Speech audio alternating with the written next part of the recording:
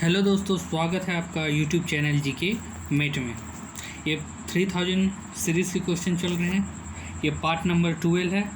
इससे पहले मैंने बहुत सा पार्ट 11 तक किए हैं, उसे आप लोग ज़रूर जाके देखिए और उसमें मैंने डिटेल डिस्कशन किए हैं। ये पार्ट नंबर 12 है, ठीक है। चलिए स्टार्ट करते क्लास फर्स्ट क्वेश्चन के साथ। देखिए, which state separate Australia and Tasmania. बताइए कौन सा स्टेट ऑस्ट्रेलिया और तस्मानिया को अलग करती है। बाश, बाबा अल मंडेब या पाल्क या बेरिंग, इनमें से कौन सा होगा जो ऑस्ट्रेलिया और तस्मानिया को अलग करता है? कौन सा स्टेट होगा बताइए। इसका आंसर क्या होगा? ये देखिए, एनटीपीसी, ग्रुप डी, सीएचएसएल और सीजीएल 2016 में पूछ चुके हैं, ठीक है। मैंने साथ में ईयर ऑफ जो क्वेश्चन पूछे हैं कौन सा ईयर में, ये हम लिख दिए हैं, देखिए, ठीक है। बताइए इसका आंसर क्या होगा।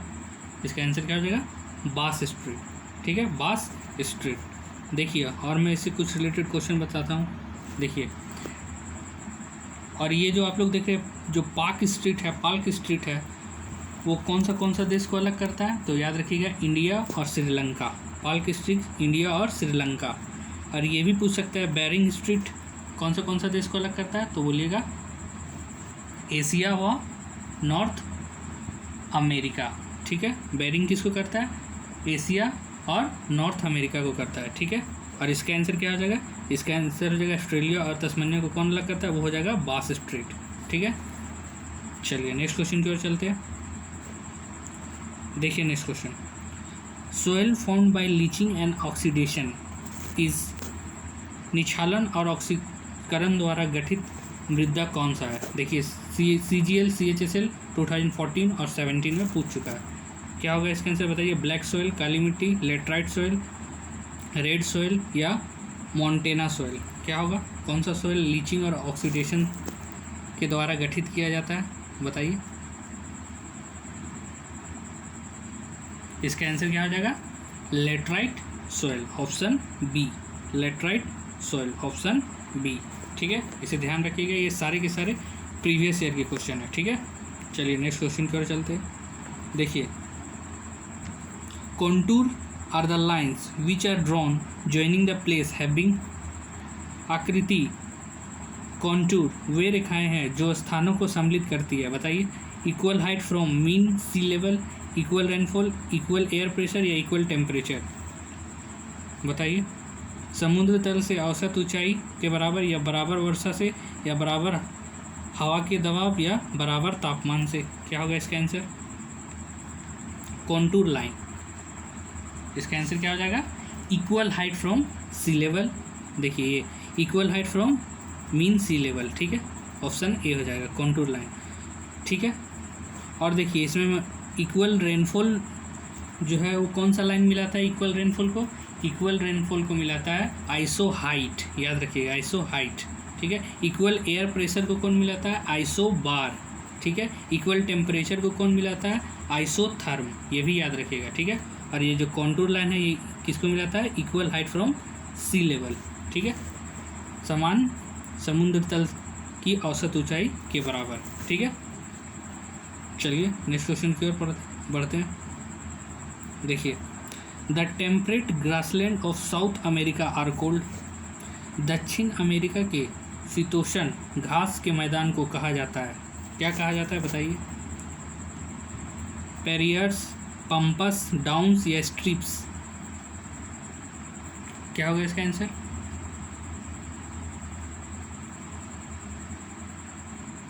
याद रखिएगा, साउथ अमेरिका, तो इसका क्या हो जाएगा answer? Option B, pampas, option B, pampas, ठीक है, ऑप्शन बी, पंपस। और देखिए, जो पेरियर है ये किसका है? नॉर्थ अमेरिका का। पेरियर किसका है? नॉर्थ अमेरिका का, ठीक है। स्ट्रिपिस, डाउन्स किसका है? डाउन्स है ऑस्ट्रेलिया का। और स्ट्रिपिस किसका है? स्ट्रिपिस है यूरोप का, ये भी याद रखिएगा, ठीक है। और साउथ अमेरिका का कौन हो जाएगा? Pampas, option B, option B, ठीक है। पंपस है साउथ अमेरिका का घास का मैदान, ठीक है। चलिए next question, blood does not coagulate inside the body due to presence of, देखिए NTPC, group D, CGL, CHL 2014-16 देख लीजिए वेटेज कितना है क्वेश्चन का, आप लोग देख ही सकते हैं, इसीलिए मैंने लिख दिया है, ठीक है। देखिए कितना इंपॉर्टेंट क्वेश्चन है, यही सब क्वेश्चन बार बार रिपीट करते हैं हर एक एग्जाम में, चाहे वो एनटीपीसी, ग्रुप डी, सीजीएल या सीएचएसएल हो, आप लोग जानते हैं क्वेश्चन हमेशा रिपीट करते हैं, ठीक है। तो बताइए रक्त किसके उपस्थिति की वजह से शरीर के अंदर नहीं जमता है? प्लाज्मा, हेमोग्लोबिन, हिपैरिन या फाइब्रिन? क्या होगा इसका आंसर?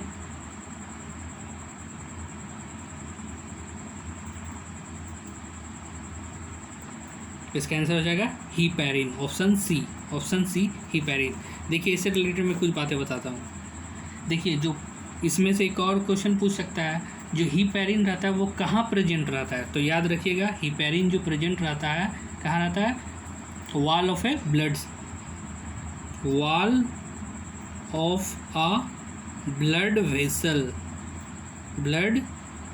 वेसल, ठीक है। जो हिपैरिन कहाँ पाया जाता है? तो वॉल ऑफ ब्लड वेसल, जो ब्लड वेसल की जो दीवार होती है उसी में पाया जाता है, ठीक है, हिपैरिन, ये भी याद रखिएगा, ठीक है। और ये भी एक चीज़ और इसमें याद रखिएगा, मैं ऐड कर रहा हूँ कि ये जो हिपैरिन जो है किसके द्वारा प्रोड्यूस किया जाता है, किसके द्वारा उत्पन्न किया जाता है? तो याद रखिएगा बेसोफिल्स, याद रखिएगा बेसोफिल। देखिए मैं लिख देता हूँ स्पेलिंग, बेसोफिल के द्वारा प्रोड्यूस किया जाता है कौन सा? हिपैरिन, ठीक है, बेसोफिल के द्वारा, ठीक है, प्रोड्यूस होता है, इसी के कारण उत्पन्न होता है हिपैरिन, किसी कारण? बेसोफिल के द्वारा, ठीक है। चलिए नेक्स्ट क्वेश्चन की ओर चलते हैं। देखिए next question, an antigen is, प्रतिजन है क्या? बताइए। The result of antibodies, the opposite of antibodies, the stimulus of antibodies formation या the residue of antibody? Antibody का परिणाम, एंटीबॉडी का विपरीत, एंटीबॉडीज गठन के लिए उद्दीपन या एक एंटीबॉडी के अवशेष? बताइए क्या होगा इसका आंसर? एक एंटीजन क्या है? देखिए एनटीपीसी, ग्रुप डी, सीजीएल और सीएचएसएल में पूछा गया है। क्या होगा इसका आंसर? बताइए। इसका आंसर हो जाएगा ऑप्शन सी, ठीक है, the stimulus for antibody formation, antibody गठन के लिए उद्दीपन, ठीक है, इसको याद रखिएगा, ऑप्शन सी हो जाएगा। चलिए नेक्स्ट क्वेश्चन की ओर बढ़ते हैं। देखिए a molecule in plant comparable to haemoglobin in animal is, पौधों में कौन सा अणु पशु में हेमोग्लोबिन से तुलनीय है? देखिए CGL, CHSL, NTPC, group D 2014 और 18 में पूछा है। देखिए कितनी बार क्वेश्चन पूछ चुका है, 2014 और 18, और जो कि CGL, CHL, NTPC, group D में लगातार क्वेश्चन ये पूछा ही है 2 साल, 2014 और 18। क्या होगा बताइए इसका आंसर? कि पौधों में कौन सा अणु पशुओं में हेमोग्लोबिन से तुलनीय है? क्या होगा इसका आंसर बताइए? Option A, B, C, D में आप लोग जानते हैं क्लोरोफिल, ऑप्शन सी क्लोरोफिल। आप लोग जानते हैं प्लांट एनिमल में क्या रहता है? हेमोग्लोबिन रहता है, तो वैसा ही प्लांट में क्या रहता है? क्लोरोफिल रहता है। ऑप्शन सी हो जाएगा इसका आंसर। इसका आंसर क्या हो जाएगा? ऑप्शन सी, ठीक है।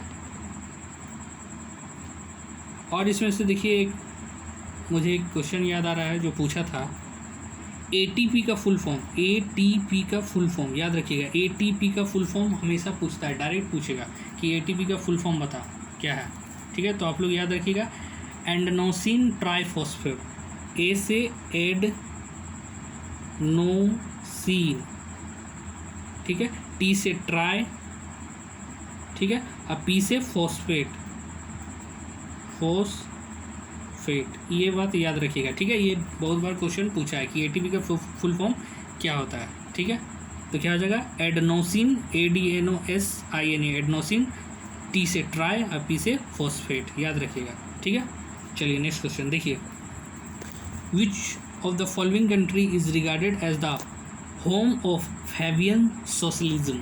निम्नलिखित देशों में से कौन सा फेवनियन समाजवादी के घर के रूप में माना जाता है? CGL CHSL 2010 एंड 2017 में पूछा है। देखिए क्या होगा इसका आंसर, रसिया, इंग्लैंड, फ्रांस या इटली?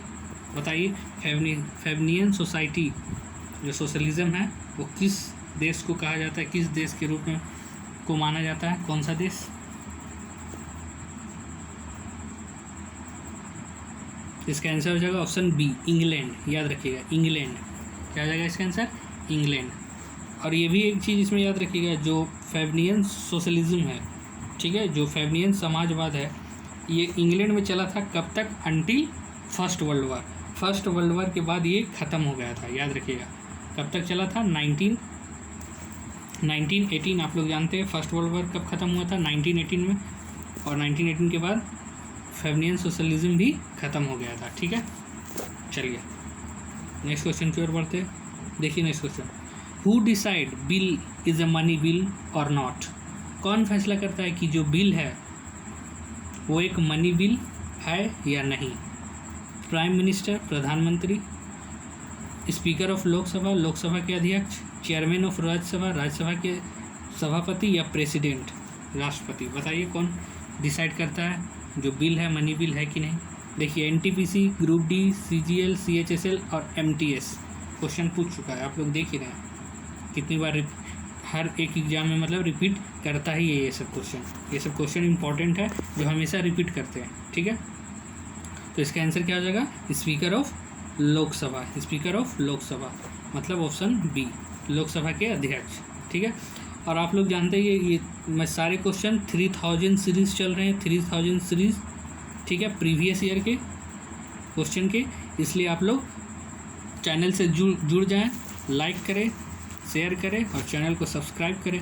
ठीक है, और एक भी क्वेश्चन आप लोग से छूटेगा नहीं। ठीक है, ये मैं NTPC, group D, CGL, CHSL और MTS में ये देखिए क्वेश्चन पूछे हैं। ये सारे के सारे क्वेश्चन मैं रेलवे और SSC का करा रहा हूँ। ठीक है, चलिए नेक्स्ट क्वेश्चन देखिए, the differences between GNP and NNP equal to? देखिए NTPC, group D, CGL, CHSL, बताइए जो GNP और NNP का डिफरेंस है वो क्या कहलाता है, उसके बराबर क्या होता है?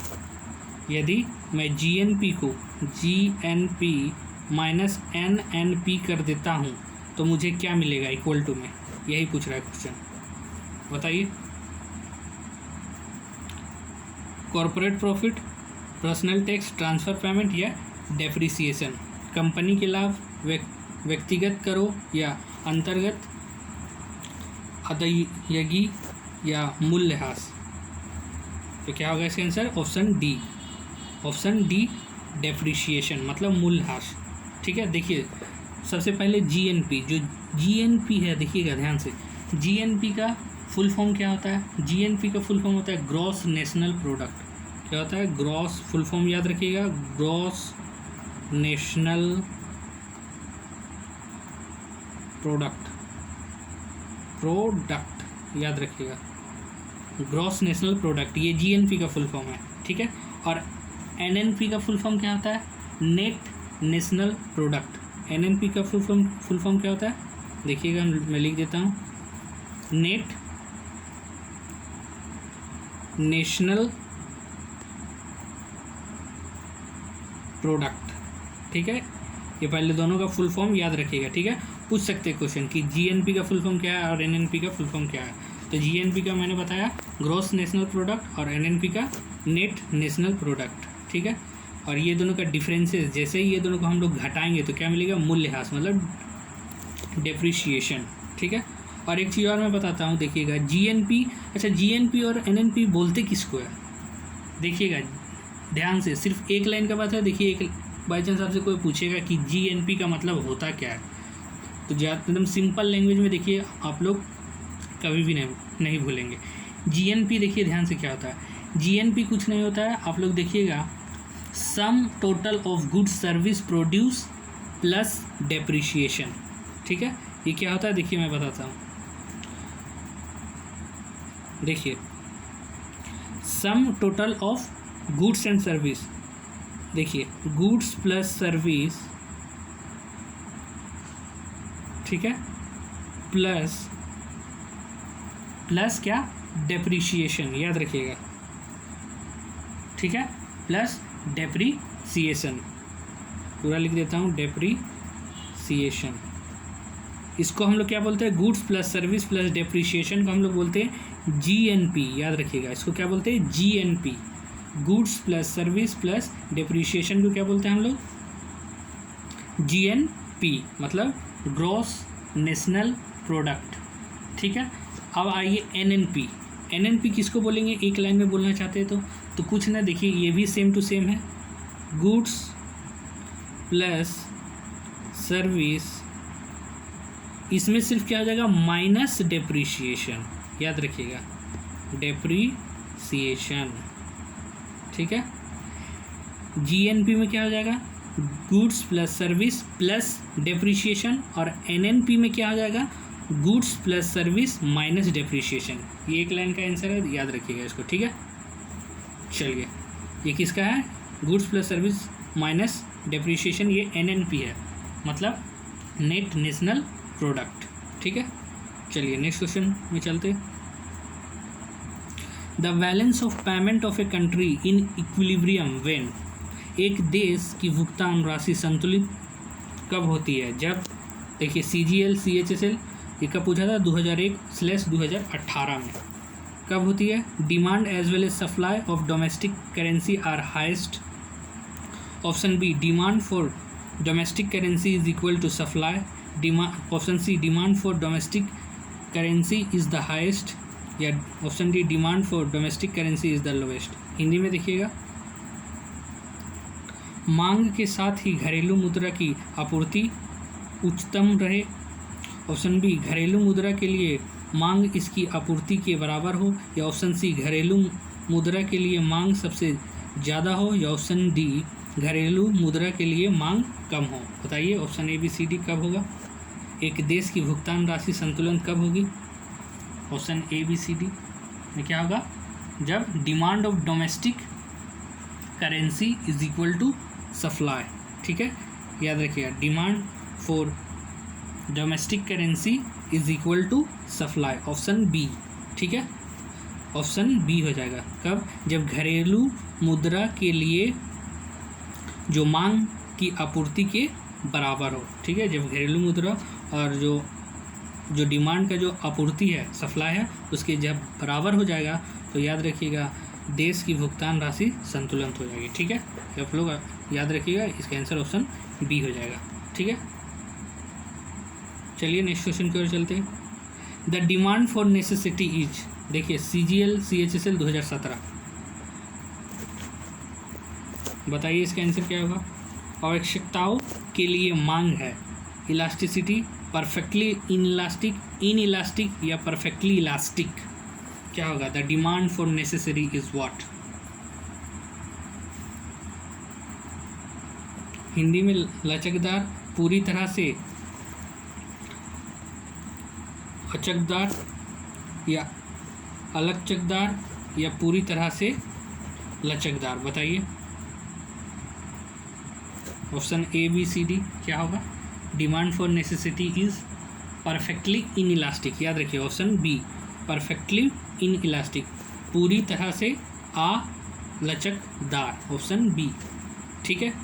क्योंकि देखिए डिमांड फॉर नेसेसिटी मतलब इसका मतलब होता क्या है, आवश्यकताओं के लिए मांग, देखिए आवश्यकताओं के लिए मांग, इसका सबसे बेस्ट एग्जांपल हमको नज़र आता है वाटर, देखिए वाटर एक परफेक्ट एग्जांपल है किसका, परफेक्टली इनइलास्टिक का, मतलब पूरी तरह से अलचकदार, ठीक है। कैसे, देखिए डिमांड फॉर नेसेसिटी किसकी मांग की जा रहा है, आवश्यक चीज़ों की, तो आवश्यक चीज़ों में हम लोग जानते हैं जो वाटर है, पानी, ये परफेक्टली इनइलास्टिक है, क्यों, क्योंकि ये बहुत सभी को, वाटर जो है सभी को क्या है, नेसेसिटी है, आवश्यक है सभी के लिए, ठीक है। अब देखिए, अब जब वाटर का बाई चांस, देखिए वाटर बोतल आप लोग खरीदने जाते हैं, जैसे रेलवे स्टेशन है, ठीक है, तो वाटर बोतल का दाम मान लीजिए 12 रुपये है, ठीक है। ठीक है। यदि ये 12 रुपये से बढ़ करके 20 रुपया कर दे सभी जगह, तो क्या इसको ख़रीदना बंद कर देगा? वाटर ख़रीदना बंद कर देगा? नहीं बंद कर सकता है, क्योंकि ये कौन सा डिमांड है? नेसेसिटी डिमांड है, डिमांड ऑफ नेसेसिटी है वाटर। इसलिए ये हमेशा क्या रहता है? परफेक्टली इनइलास्टिक, ठीक है, अलचकदार होता है, ठीक है। इसके मतलब जो प्राइस बढ़ने से इसका जो परचेसिंग पावर है ये कम नहीं होता है, इसको लोग खरीदते ही हैं, ठीक है। इसका बेस्ट एग्जांपल है वाटर। डिमांड नेसेसिटी का सबसे बेस्ट एग्जांपल क्या है? वाटर, जो एक परफेक्टली इनइलास्टिक में आता है, ठीक है। क्योंकि वाटर का दाम जितना भी हम लोग बढ़ा लें, ठीक है, उसको ख़रीदना स्टॉप नहीं कर सकते, उसको ख़रीदना हम लोग बंद नहीं कर सकते हैं, ठीक है। वो क्या है? परफेक्टली इनइलास्टिक में आता है, ठीक है। चलिए नेक्स्ट क्वेश्चन की ओर बढ़ते हैं। देखिए, stagflation refer to a situation which is characterised by, देखिए कितने बार पूछा है, पहले देख लीजिए। CGL 2010, CHSL 2008, MTS 2019, जस्ट जो अभी एग्जाम हुआ है MTS का 2019 वाला, ठीक है, उसमें पूछा था। NTPC 2016, देख लीजिए कितना बार क्वेश्चन रिपीट हुआ है। स्टैगफ्लेशन मुद्रा स्फीति मंदी स्थिति में दर्शाता है, उसमें संबंध क्या होता है बताइए? स्टेगनेंट एम्प्लॉयमेंट एंड डिफ्लेक्शन, स्थिर रोजगार और अस्फीति। डिफ्लेक्शन एंड राइजिंग अनएम्प्लॉयमेंट, अस्फीति प्लस बढ़ती बेरोजगारी। Option C inflation and rising employment, मुद्रास्फीति और बढ़ती रोजगारी। या option D inflation and rising unemployment, मुद्रास्फीति और बढ़ती बेरोजगारी। ऑप्शन ABCD बताइए क्या होगा?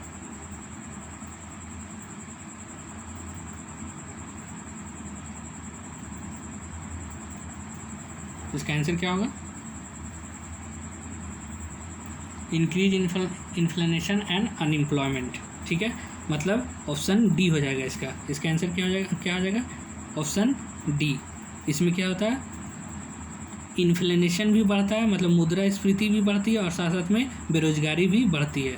ऑप्शन डी, ठीक है। इन्फ्लेशन भी हाई होती है, इंक्रीज होती है, और राइजिंग अनएम्प्लॉयमेंट भी बढ़ता है। किसमें? स्टैगफ्लेशन में, मुद्रास्फीति जनित में, मंदी में, ठीक है। याद रखिए, inflation plus rising unemployment, option D होगा इसका आंसर, ठीक है। चलिए नेक्स्ट क्वेश्चन की ओर बढ़ते हैं। देखिए, Gandhi salt Satyagraha was a part of dash, Gandhi के नमक सत्याग्रह एक हिस्सा था। देखिए, NTPC, group D, CGL, CHSL 2016, देख लीजिए। चंपारण सत्याग्रह का पार्ट था, या क्विट इंडिया मूवमेंट, या नॉन कॉर्पोरेशन मूवमेंट, या सिविल डिसोबीडिएंट मूवमेंट। चंपारण सत्याग्रह, भारत छोड़ो आंदोलन, या असहयोग आंदोलन, या सवर्ण अवज्ञा आंदोलन, बताइए। सॉल्ट सत्याग्रह जो था वो किसका पार्ट था? ऑप्शन ABCD बताइए क्या होगा? इसका आंसर हो जाएगा civil disobedient movement, option D, ठीक है, सविनय अवज्ञा आंदोलन, ठीक है। और ये कब हुआ था आप लोग जानते हैं? सिविल डिसोबीडिएंट मूवमेंट 1930 में हुआ था। याद रखिएगा, डेट भी याद रखिएगा, 12 मार्च पूरा लिख देता हूँ मैं, 12 मार्च 1930, क्योंकि आप लोग जानते हैं कि अब डेट भी पूछने लगा है, इसलिए आप लोग पूरा डेट के साथ याद रखिएगा, ठीक है। 12 मार्च 1930, ठीक है। चलिए नेक्स्ट क्वेश्चन देखिए। What is the third state pamphlet associate with the French revolution was written by? CGL 2013 में पूछा है। देखिए, व्हाट इज़ थर्ड स्टेट फ्रांसीसी क्रांति के साथ जुड़ा हुआ है, पैम्पलेट ने किस में लिखा हुआ था बताइए? मार्क्विस लेफेट, या एडमंड बर्के, जोसेफ फॉलन, या एबे साइंस। Option ABCD। What is the third state pamphlet associated with the French revolution was written by, बताइए किसके द्वारा लिखा गया था? What is the third state जो पैम्पलेट है जो फ्रेंच रिवॉल्यूशन को दर्शाती है। ऑप्शन ABCD क्या होगा इसका आंसर? ऑप्शन डी हो जाएगा, ऑप्शन डी अबे सायस, ठीक है। कब? याद रखिएगा 1789 में। कब लिखी गई थी ये? 1789 में, ठीक है, 1789 में। और देखिए यहाँ जो लिखा है what is the third state ना, तो थर्ड स्टेट किसको बोला था? ये जो पोएट जो लिखे थे ये वो, ठीक है। तो थर्ड स्टेट जो किसको बोला था? इसमें the common people of France, याद रखिएगा किसको बोला था, कॉमन पीपल ऑफ फ्रांस, ठीक है। थर्ड स्टेज किसको बोले थे, कॉमन पीपल ऑफ फ्रांस को, ठीक है। चलिए नेक्स्ट क्वेश्चन की ओर बढ़ते हैं।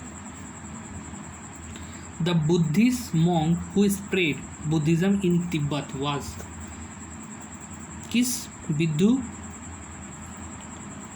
किस बौद्ध भिक्षु ने तिब्बत में बौद्ध धर्म का प्रसार किया था, किस बौद्ध भिक्षु ने तिब्बत में बौद्ध धर्म का प्रसार किया था, नागार्जुन, आनंद, आसंग या पद्मसंभवा, बताइए। जब option A B C D,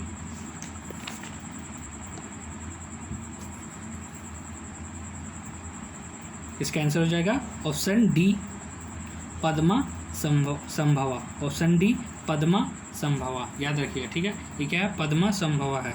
option A B C D में क्या हो जाएगा इसका answer, option D Padmasambhava. यही थे जो बुद्धिस्ट मॉन्क थे, मतलब एक भिक्षु थे जो तिब्बत में बुद्धिज्म का प्रचार प्रसार किए थे, ठीक है, पद्मा संभवा, ठीक है। ये CHSL 2014 में पूछा था, 2014 में पूछा था। चलिए नेक्स्ट क्वेश्चन की ओर चलते हैं। देखिए, इन 1937 an educational conference endorsing Gandhi's proposal for basic education through the vernacular medium was held at, CHSL CGL NTPC 2016 में पूछा है क्वेश्चन।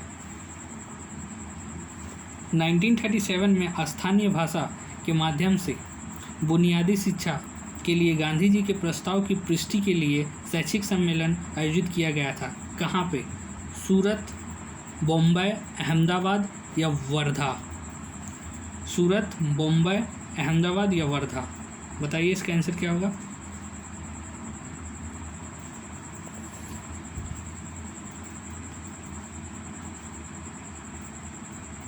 और आप लोग को पता है मैं ये प्रीवियस ईयर क्वेश्चन करवा रहा हूँ और साथ में मैं ट्रिक के भी क्वेश्चन करवा रहा हूँ, ठीक है, ट्रिक के भी क्वेश्चन करवा रहा हूँ। आप लोग जाके देखिएगा, अभी मैंने कम से कम 9 ट्रिक के पार्ट कर दिए हैं, उसे आप लोग ज़रूर जाके देखिएगा, ठीक है। और साथ में प्रीवियस ईयर के क्वेश्चन भी चल रहे हैं, ठीक है। और यही सब क्वेश्चन आप लोग को हर एक एग्जाम में रिपीट मिलेगा, किसमें, रेलवे और SSC में, ठीक है।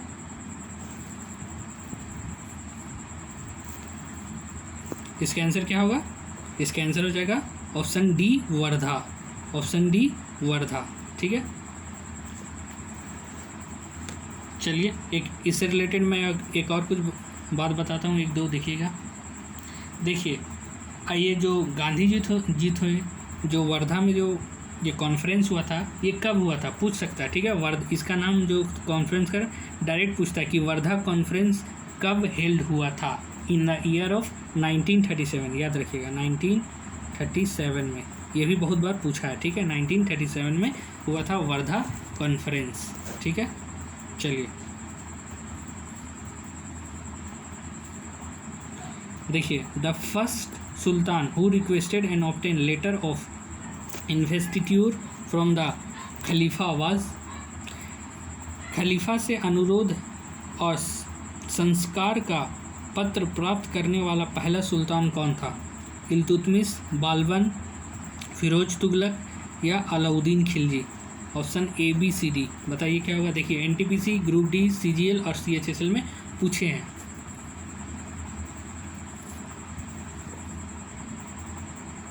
क्या होगा इसका answer, Iltutmish, option A Iltutmish, ठीक है।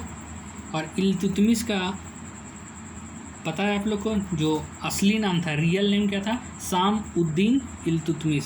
मैं लिख रहा हूँ, देखिएगा, शाम उद्दीन इल्तुतमिश,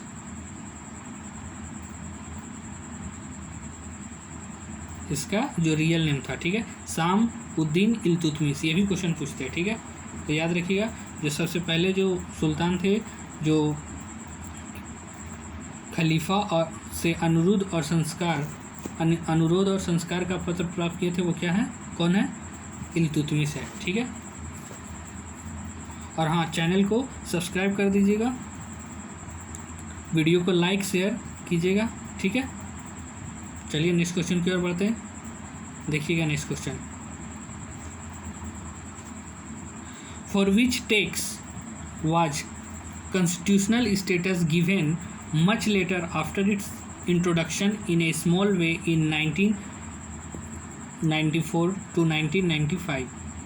किस कर के लिए 1994 to 1995 एक छोटी तरह से इसकी शुरुआत के बाद संवैधानिक दर्जा बहुत बाद में दिया गया था? कौन सा टैक्स? कस्टम टैक्स मतलब सीमा शुल्क, कॉरपोरेशन टैक्स, निगम कर, टैक्स ऑन सर्विस सेवा पर कर, या इनकम टैक्स आयकर? बताइए क्या होगा इसका आंसर।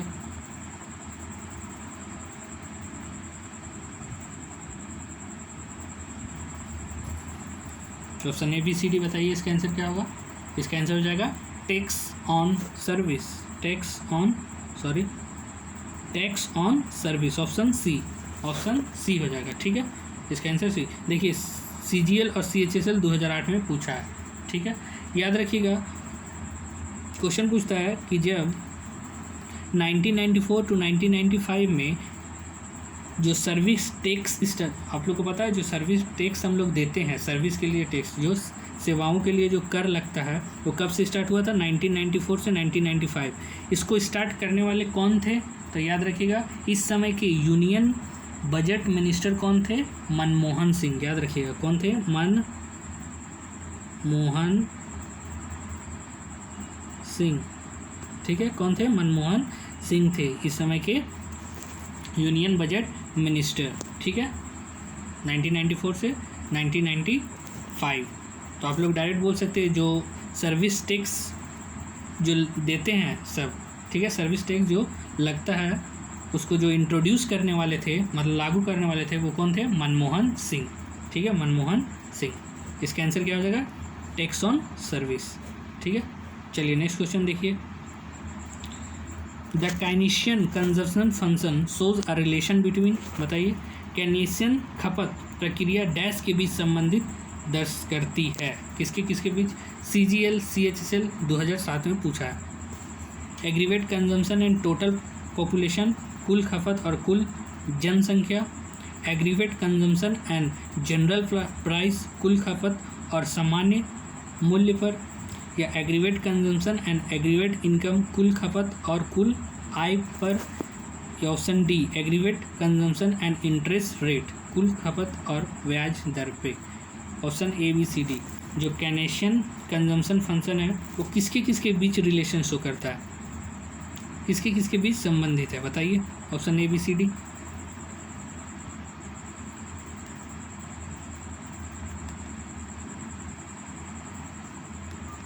इसका आंसर हो जाएगा aggregate consumption plus aggregate income. याद रखिए एग्रीवेट, ऑप्शन सी, ठीक है, aggregate consumption plus aggregate income, कुल खपत और कुल आय, ऑप्शन सी, ठीक है। चलिए नेक्स्ट क्वेश्चन में चलते हैं। देखिए which of the following relation is always hold true, निम्नलिखित में से कौन सा संबंध हमेशा सही होता है? बताइए। Income equal to consumption plus investment, आय बराबर खपत प्लस निवेश। Option B income equal to consumption plus saving, आय बराबर खपत प्लस बचत। Option C saving equal to investment, बचत इक्वल टू निवेश। या option D income equal to consumption plus saving plus investment, आय बराबर उपभोग बचत और निवेश। बताइए option A B C D में क्या होगा? Which of the following relation is always hold true? CGL CHSL 2005 and 2010। देखिए CHSL में 2005 में पूछा था और CGL में 2010 में पूछा है। देखिए बताइए इसका आंसर क्या होगा? B income equal to consumption plus saving. आप लोग जानते हैं जो इनकम किसके किसके बराबर होता है, किसी किसके योग के बराबर? Consumption plus saving. कंजम्पशन की जगह याद रखिएगा एक्सपेंडिचर भी लिख सकता है, ठीक है। तो income equal to consumption plus saving या income equal to expenditure plus saving. आप लोग जानते होंगे मैथ्स में आप लोग फॉर्मूला से बनाए होंगे क्वेश्चन, ठीक है। तो income equal to consumption plus saving है, ऑप्शन बी होगा इसमें, ठीक है। चलिए और ये देखिए आप लोग जानते हैं अब जितना भी एग्ज़ाम है, जो CGL CHSL एग्ज़ाम होने वाला है, आप लोग को पता होगा कि अक्टूबर से स्टार्ट हो जाएगा एग्ज़ाम वो, ठीक है। 12 अक्टूबर से एग्ज़ाम स्टार्ट है CHSL का, इसलिए चैनल से जुड़ जाएं, चैनल को सब्सक्राइब कर लें, वीडियो को लाइक करें और शेयर करें, ठीक है। चलिए, ये आज के लिए इतना ही। अब हम लोग मिलते हैं नेक्स्ट क्लास में, ठीक है।